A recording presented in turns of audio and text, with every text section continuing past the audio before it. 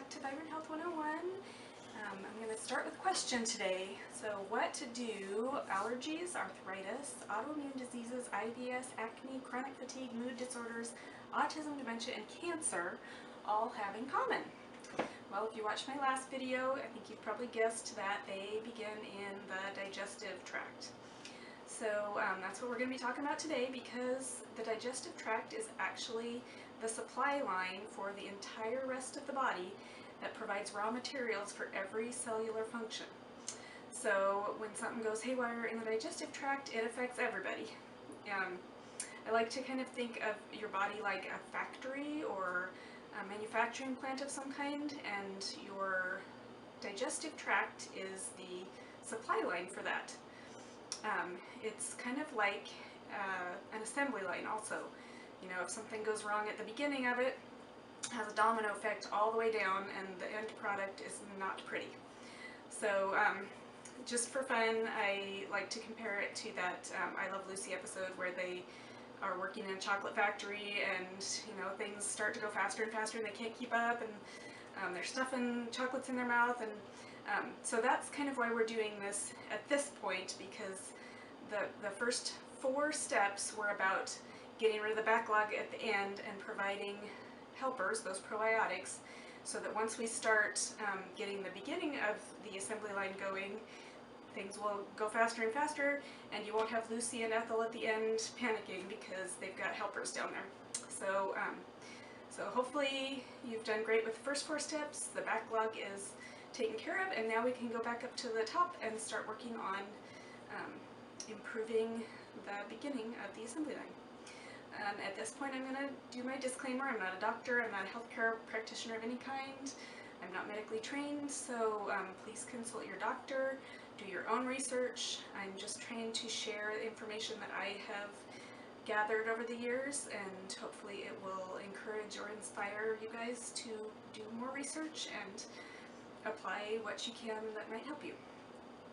Just use common sense. You know, your situation is very unique, so use your own common sense and your own understanding. Okay, so let's start at the top of this assembly line. And just a side note, this transit time should take between 19 and 24 hours, which means you should be having a bowel movement at least once a day.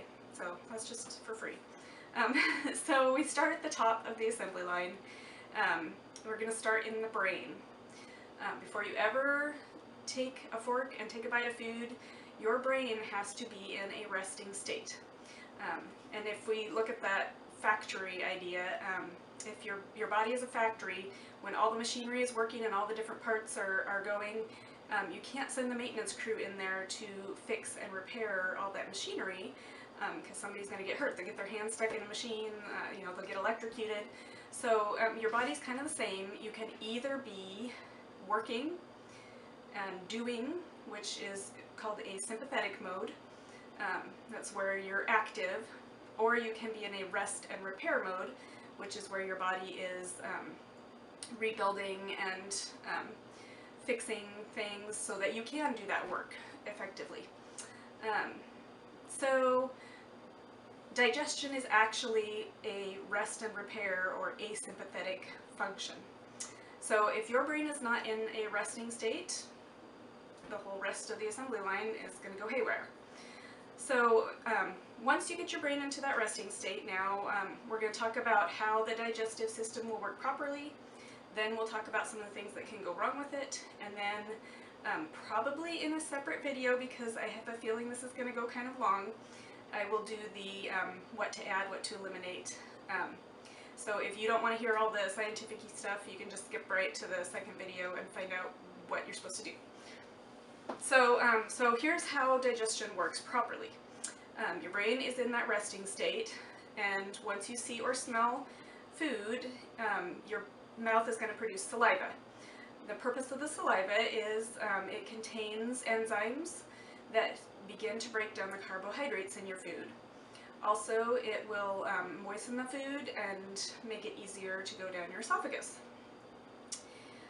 So next, once we go down the esophagus, we hit the stomach. So the food gets to the stomach, your stomach is triggered to produce hydrochloric acid.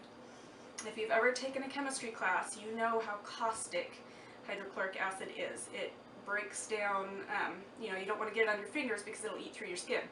Well, fortunately, your stomach has a thick mucosal lining made of mucus, and that protects your stomach from getting broken down. However, that hydrochloric acid is going to break down the proteins that you've eaten and start the process of digesting. It also will,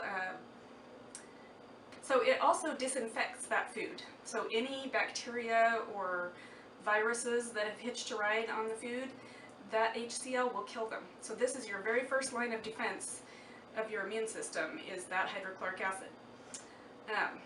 So the hydrochloric acid, once it drops your stomach, the contents in your stomach down to a certain pH level, because the acid is going to bring the pH down, then it will trigger your body to produce pepsin, which is going to break those proteins down even further. Now it's going to sit in there for a couple of hours probably doing this, and once it hits the proper pH, so it's going to keep lowering and lowering and lowering, when it gets low enough, now it opens a little door to the next step, and the food passes through to your small intestine. So once it hits the small intestine though, now we've got this acidic ball of goo that's all broken down, and you don't want anything, the rest of your body does not want acid. So the rest of your body is neutral. Only in your stomach is there acid. So we have to neutralize that, and that is the job of the pancreas, yes. So the pancreas puts bicarbonate into this ball of food, and then your bile is triggered by the fats in your food to produce, your gallbladder is triggered by the fats in your food to send out bile, which breaks down and emulsifies the fats in your food. So just a little side note, both bile and HCl need the components that they're breaking down in order to, your body needs those components in order to make more. So the HCl is made from the components in the protein that it's breaking down. The bile is made from the components in the fats that it's breaking down. So this is why it's so important to have good quality proteins, good quality fats, so that you can make those and continue the process. So the food is neutralized, the fats have begun to break down, the small intestine is triggered by the presence of food, this thing called peristalsis, which moves the food along. It's just like waves that push the food along. And as the food goes along, it's kind of like a little mosh pit. It's got all these little fingers, and they push the food along. And in between the fingers, as the food breaks down into its little particles, the particles can pass through the wall of the intestine and into the bloodstream. And in the bloodstream, then the blood is going to get filtered through the liver, which is kind of not necessarily digestion, but just to kind of let you know. The liver then will take the fats that were in the food, those healthy fats, and create bile, and that's that cycle. So once the food passes through the small intestine, it's gotten broken down, all the nutrients have gotten disseminated into the blood to be passed on to the body parts that need them, so that the maintenance crew can go out there, take these components and fix whatever it needs to fix. It also is used for energy and some other things. So now we're moving into the large intestine, or colon. So in the colon, any last little bits of nutrients that are still there are going to get pulled out. And I didn't really mention the probiotics, but they're in the small intestine and the large intestine, helping pull out these nutrients and break them down and digest them. So especially in the large intestine, the byproducts of those probiotics are going to feed and nourish the colon. So that the last little bits of nutrients are pulled out. Anything that's left, then the water is reabsorbed back into your system. Anything that it can, it will kind of recycle what it can. Anything that's left is nothing but waste, and it goes out and gets flushed. So that is what the healthy digestive tract or digestive system would look like. Now let's take a look at what can happen in an unhealthy digestive tract. Some of the things that can go wrong. And keep in mind, you know, you're going to have to kind of be your own detective, and anything that goes wrong in the assembly line, if there's a problem at the beginning, that's the one to fix first, because it's just going to be compounded as it goes down. You know, if something goes wrong here, then the next step is going to be even worse and worse and worse. So start at the beginning, ask yourself, is this something I need to fix? If not, move on to the next step, work your way down. So the first step, of course, we talked about brain not being in a resting state. So that would be your first problem with digestion. And this, if you take nothing else away from this video, this is the main point. You must be in a resting state to digest. In this country, we don't understand that. You know, everybody's on the go all the time. Driving through fast food places, you're grabbing food as you run out the door. It's just commonplace nowadays to eat on the go. Which is why it's commonplace for people to have digestive issues. So, so that's your very, very first thing, is you must be in a resting state. Stress actually does not create too much stomach acid, which is a fallacy that people believe. Stress actually halts the digestive process. So let's imagine you're racing off to your next thing. You run through the McDonald's drive-thru and you buy your hamburger, fries, and Coke. Well, the first problem there is that Coke is going to put you into a sympathetic state, so active. It's got caffeine, it's got sugar. You know, this is going to halt that digestive process right off the bat, if it wasn't already halted by the fact that you are in a hurry and stressed out. Your body does not differentiate between physical, emotional, and psychological stress, so you don't have to be running to be in a state of stress. You can just be worried. You can be working, you know, trying to eat while you're working. So you're not in a state of rest. So now the next problem is your mouth is not going to produce saliva because you're not in that resting state. So you're going to need that Coke to choke down your food because it hasn't been moistened, it hasn't been broken down at all. So you choke down the food, it hits your stomach, and now because you're not in a resting state, you're not producing hydrochloric acid. Well, what happens to food that just sits in a warm, damp place? It's not pretty. It actually will rot, ferment, and putrefy, depending on what, you know, fruits ferment, you know, depending on what it is, it's going to just get nasty.